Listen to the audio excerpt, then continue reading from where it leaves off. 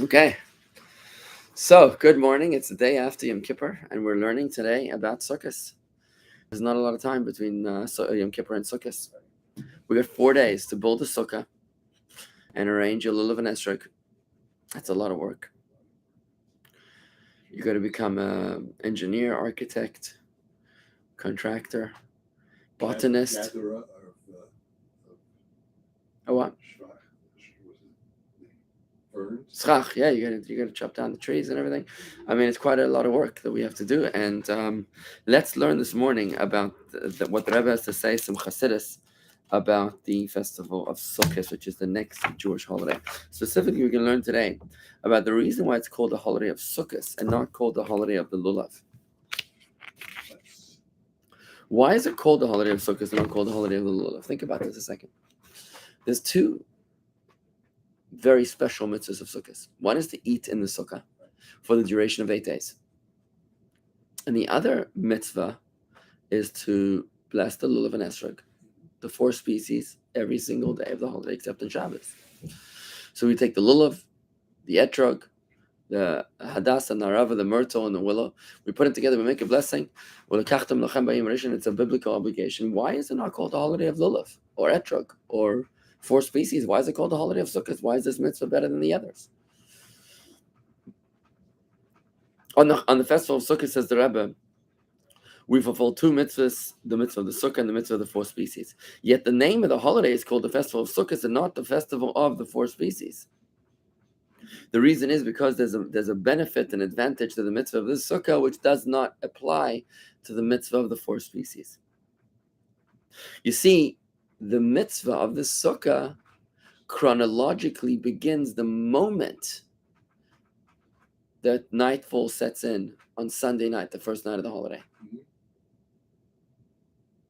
Like it says in the verse, and you shall dwell in the sukkah for 7 days. That means from the moment that the holiday begins, sunset on the first day, you start.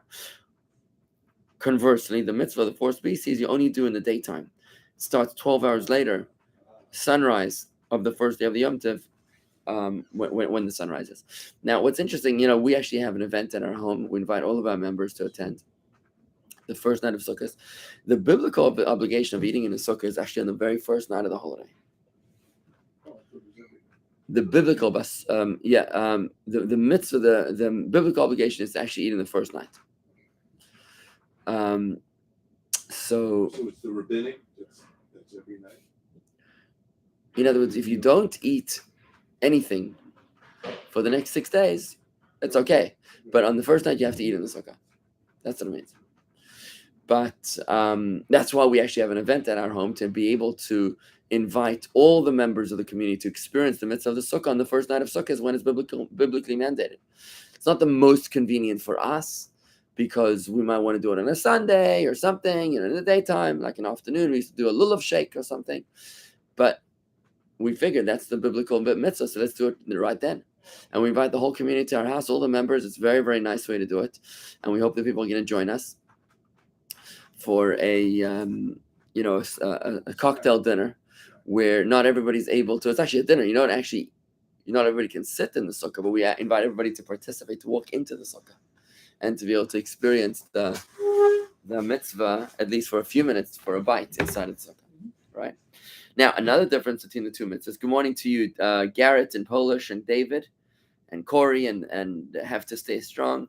Elaine, Lauren, and Miriam. Lauren, we missed you yesterday. Hope all's well. Good morning. Okay, so another difference between the 2 mitzvahs is that the sukkah is obligated to be prepared before the holiday, whereas the 4 species, you actually are able to bind them together on the holiday. So the sukkah, the preparation of the sukkah must begin before the holiday. Yeah, but the binding of the 4 species, that could actually happen on the holiday. Now, another difference, another specialty of the mitzvah of the sukkah, which does not apply to the 4 species, is that when we enter the sukkah to eat, we make a special blessing called Leishav Basukkah. And then, Leishav Basukkah, which means, blessed are you, Lord our God, King of the universe, who has commanded us to sit in the sukkah. And then you leave the sukkah and you come back. You want to come back? So you make another blessing. So every time that you sit down to eat in the sukkah, you make the blessing again. Obviously not in the same meal, but if you had, let's say, breakfast, you make a blessing, Leishav Basukkah. Then you go out, you run out to, I don't know, whatever you do, and you come back, you figure that you want to have another snack. Okay, so you make another blessing. Turns out that you make this blessing a number of times in the day because, you're supposed to do everything that you do in the Sukkah. Not so with the 4 species, that you can only do the mitzvah once a day, and you cannot do it more than once a day. Another specialty of the mitzvah of the Sukkah is that we fulfill this mitzvah of the Sukkah with our entire body. Whereas the mitzvah of the 4 species, you do only with your hands. Do a little bit of the heart because you do touch it towards your heart, when you do the swaying of the 4 species. You're not supposed to shake the 4 species. If you do shake them, you're probably gonna ruin them. If you shake it, you're probably gonna disqualify them. Shake it, you break it. Yeah, it's like a baby. You got to treat the lulav and esrog like a baby. Whatever you wouldn't do to a baby, you don't do the lulav and esrog. So you don't do this to a baby, God forbid. Saying the lulav and esrog, you do that to a lulav and esrog, it's probably going to shake so badly that the leaves are going to fall off. It's either going to crack or break. It's not kosher. But we do sway it to the left and to the right. There's different ways to say it, going back to the heart. Primarily, the mitzvah applies to our hands, though. The sukkah is a very special mitzvah that applies to the entirety of our being. From the top of your head to the bottom of your toes, to the mud in your boots, right? These advantages of the sukkah over the 4 species is the reason why we call it the mitzvah of the sukkah. Why it's called the festival of Sukkos is not called the festival of the 4 species. There's a beautiful lesson which we can extract from this teaching. A Jew needs to know that everything that he does, not only the Torah and the mitzvahs, but even the mundane activities that he does, have to be sanctified. That's what the sukkah teaches us. See, regular eating. Yeah. But eating is sanctified anyway. Well, it depends. Depends why you're eating, and it depends how you're eating, and it depends what you're eating. If you're eating stuff that's not kosher, it's not sanctified. If you're eating kosher food for the wrong reasons, it's not sanctified. If you're eating kosher food for the right reasons, but without a blessing, it's not sanctified. So mundane activities, the sukkah represents the conquest of the mundane as it's incorporated within holiness. Because every mundane activity that you do during Sukkot becomes holy. You could be reading a newspaper, you could be surfing social media. If you're doing it in the Sukkah, it becomes a holy experience. That's what's so beautiful about owning your own Sukkah. It's not only about coming to Shul to experience the Sukkah at Shul, but when you actually own your own Sukkah, then you're able to go out there and just hang out there with the family. It's the most beautiful experience to hang out with your family in the Sukkah. Just a beautiful, beautiful experience. How do we learn this idea from the Sukkah? Because the Sukkah is something which you experience even while you're sleeping. You're fulfilling the mitzvah. Many people sleep in the Sukkah. So even when you're unconscious, you're fulfilling a mitzvah. And that's the conquest that it represents. The Alter Rebbe tells us this revolutionary idea in Tanya 31. He tells us that if your life is not perfect, and it probably isn't, don't feel bad. If you've got serious problems,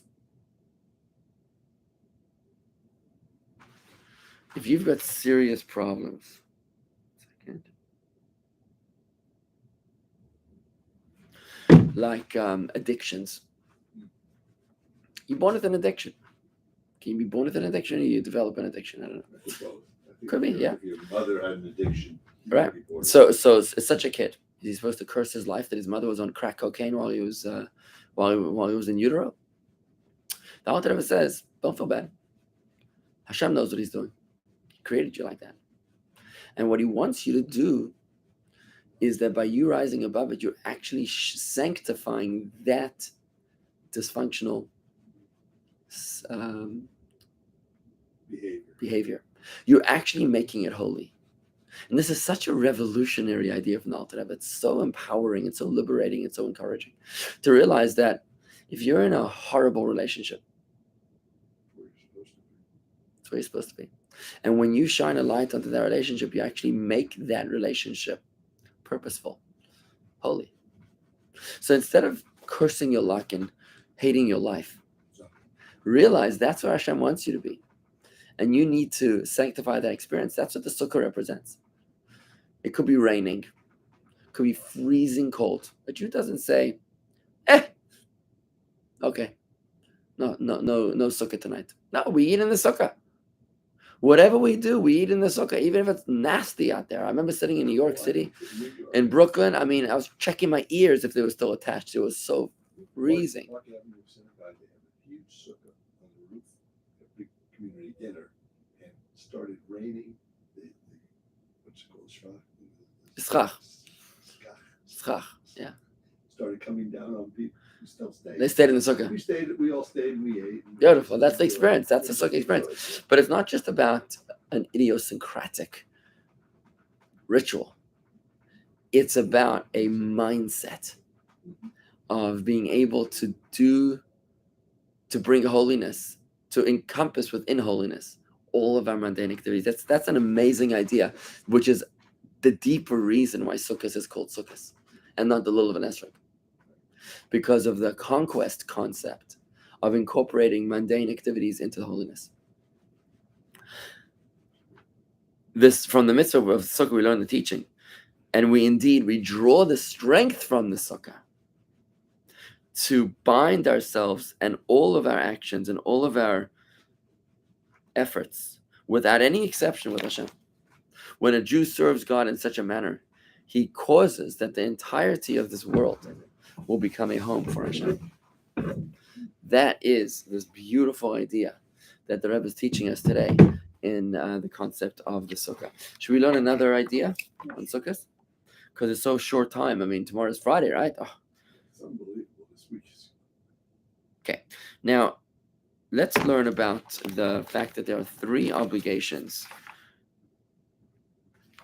to be joyous during Sukkot. Let's talk about this idea that there are 3 obligations to be joyous during Sukkot. That's very interesting. Can you imagine somebody commands you to be joyous? Might he be joyous now? Miriam, could you be joy on command? Joyous on command? Could you be happy? Be happy now. How to be happy?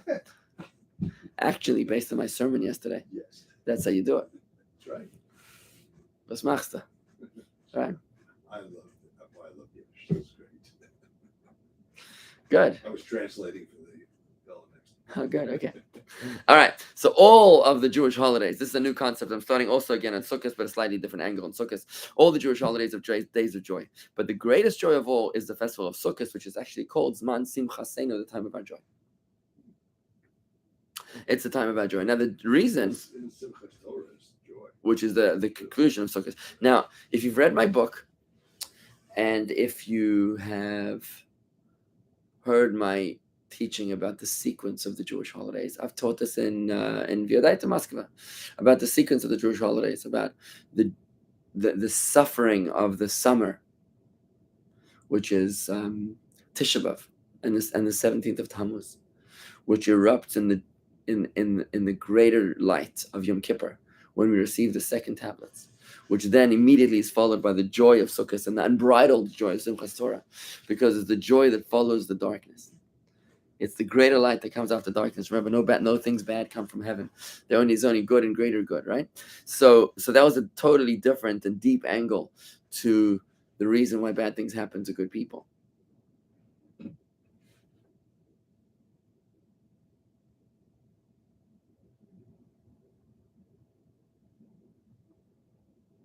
Yeah. So the commandment to be joyous on Sukkot actually appears in the Torah 3 separate times. Conversely, the Torah doesn't actually command us explicitly on Pesach to be joyous. And on the festival of Shavuos, there's only one command to be joyous. So remember, there's the 3 big holidays: Pesach, Sukkot, and Shavuos. These are the 3 pilgrimage festivals called the Shalosh Regalim. From the word regel, regel means a leg, because we're supposed to make a pilgrimage to Jerusalem on these 3 holidays: Sukkot, Pesach, and Shavuos. So on Pesach, there's no explicit command to be joyous. On Shavuos, there's 1 command to be joyous. And on Sukkot, there's 3 commands to be joyous. Why is it that Sukkot is more joyous than the other Jewish holidays? And why is it that on this holiday, we're commanded 3 times to be joyous? And the Medrash just explained that the joy of the holidays relates to the status of the harvest in which they appear. Status, it was an agrarian society. So depending on the status of the harvest, this is what it says in the Medrash. So Pesach is in the spring, which is before you harvest. Plant. Shavuos is the time of the harvest, season of the harvest, and Sukkot is the season of the gathering. So if you think about it, when are you happy? You're happy when your silos are full. When you're planting, you're anxious. Right. You don't know what's going to be. Gatherings work. Well, no, the harvest is when you see how rich you're going to be. When the gathering, you see how rich you already are. Right? So in terms of wealth, when in the festival, in the season of the spring, you don't have any wealth. You're just anxious. You don't know what you're going to have. I'm planting, but I don't know if it's going to grow. Will there be a hurricane? Will there be a rain? Right? Then comes the season of the harvest, and now you see, wow, the fields look great. I'm happy. But when it's actually in your silos, there wasn't a fire, and there wasn't a hurricane that destroyed, a late rain that could have destroyed your field. When you bring it into your field, into your silo, into your granary, now you know that you're wealthy, right? So Pesach, which is the festival, the festival in the month of the spring, that's when it's not a time of planting necessarily, but that's when the growth is at its height. Now you know. So in other words, it's in the midst of growing, but you still don't know if it's going to actually make it into your granaries. If it's all going to be, everything's going to go smooth. Therefore, there's no commandment to be joyous. Shavuot, which is the festival of harvest. Now your produce has reached its full growth, full size, and it's a time of harvesting it. Now you're joyous, but the joy is not complete because the produce is still out in the fields, and you can't eat it yet. So it's not in your bank yet. And therefore, the festival of Shavuos, at the time of the harvest, there's only one command to be joyous. But on Sukkot, when the money's hit your bank account. Sukkot is after Shavuos, because you harvest and then you put it in your granary. You put it in your granary before you harvest. You got to first harvest, right? So Sukkot, which is the time of gathering into your granary. Now, when the produce is inside your home, inside your silo, inside your bank account, now it's ready to eat. It's all done. Now the joy is complete. And that's why the Medrash tells us that on Sukkot, you experience a threefold command of being joyous. When you look deeper into this idea, you'll notice that the events that happen to the Jewish people in these festivals relate actually to these seasons of spring, harvest, and gathering. Pesach is when the Jewish people came out of Egypt. We were at the beginning of our journey, the beginning of the journey of our nation, the Odyssey, and therefore, just like the fruits and the harvest, the produce is at the midst of its growth. That's like the spring. Shavuos is when our people receive the Torah. Very nice. We got the Torah. That's amazing.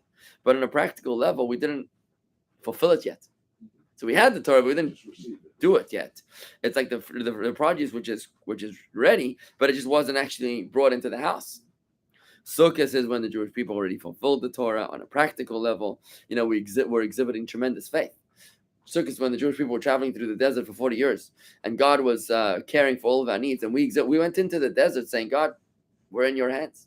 We exhibited that bitachon, which was amazing. You know what I'm saying? That was amazing to be able to see that the Jewish people went into the desert and said, God, we're leaning on you. Trust. That was beautiful. Trust. Can you imagine living like that, right? That is just like the gathering season, when it's already in our homes, when it's already applied. These three stages in the life of the Jewish people also express themselves in the spiritual service of each individual Jew. You got the spring, the harvest, and the gathering. Spring is the beginning of the journey. This is when you have the perfect faith in God, pure faith in God, the foundation of Torah and Mitzvahs. Sometimes this faith, which is essential to every Jew, sometimes this faith doesn't actually develop into anything. It could be like the produce in the field, where you don't know if it's actually going to be turning into cash, right? That's the spiritual Passover of the Jew, right? You have every Jew is gifted by virtue of his own soul. By having a godly soul means that you have a faith in God. Every Jew is ma'aminim b'nei ma'aminim. We're believers, the sons of believers. We believe in God. Whether you admit it or not is a different story. But every single Jew does actually have faith in God. And every Chabad rabbi knows that every Jew has a faith in God. Sometimes it takes a crisis or a tragedy to reveal that faith. And that's why Chabad is accepting of every day, Right, as exactly. opposed to certain- And we don't differentiate between atheists and agnostics. We don't believe in atheists. We just think of them as confused Jews. or agnostics. Or agnostic, same thing, right? So that's the spiritual stage of Pesach, which is the festival of the spring, when our faith is underdeveloped. It's got its good foundation. It's ready. The stalk is the produce is in the field, but will it actually translate into something meaningful or not? We don't know yet. Then comes the festival of the harvest. This is the continuation of the journey, but it's not the end of the journey. This is the decision that you make. Okay, I'm going to do Torah mitzvahs. You were in Yom Kippur shul yesterday, and you decided, I'm going to become a better Jew. Wonderful. I'm going to do more mitzvahs. Okay, going to learn more Torah. So this is a resolution that brings to practical action, but it's like the fruit, the produce which is out in the field. It's still out in the field.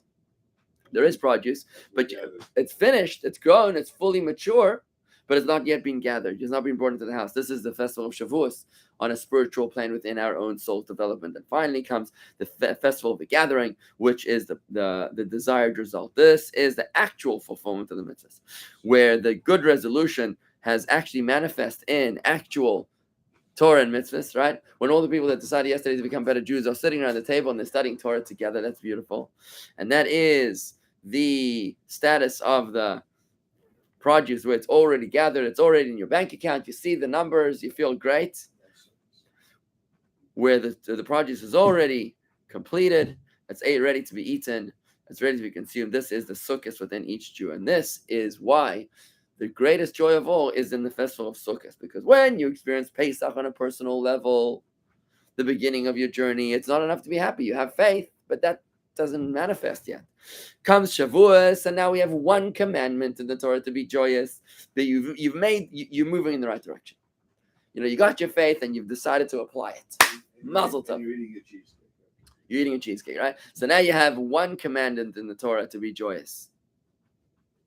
Then comes Sukkos within your soul. The Sukkos when you've already not just had a foundation of faith and not just applied it to make a good resolution, but actually experienced the fulfillment of that resolution. You're doing the mitzvahs on a practical level. Now the joy is complete. This is the true simcha, the mitzvah. This is the time of our rejoicing.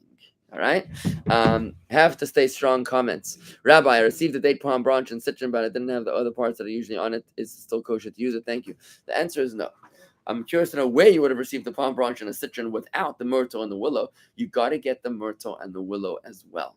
So I'm not sure where you're based. Have to stay strong. Let me know. Send me an email to rabbi@jewishgardens.com. That's rabbi@jewishgardens.com. And hopefully I'll be able to connect you with a local distributor of willows and palm branches so that you too can make a 4 species bound together. Now, we've only learned about Sukkos today. We learned about the Sukkah, the benefit, the advantage of the Sukkah. We learned about the spiritual significance of the joy of Sukkos. But we have lots to learn still about the 4 species. We'll talk about it further in the week. But with that, folks, I'm going to wish you a lovely day and a good Yantiv. Let's get building on our Sukkahs. We're building our Sukkah at the show right now as we speak. Lots to do, lots to celebrate. Let's keep in the groove and keep applying the good resolutions of Yom Kippur yesterday on a practical level. Let's go right now into the festival of Sukkot and make it happen. All right. Thank you very much and have a good day.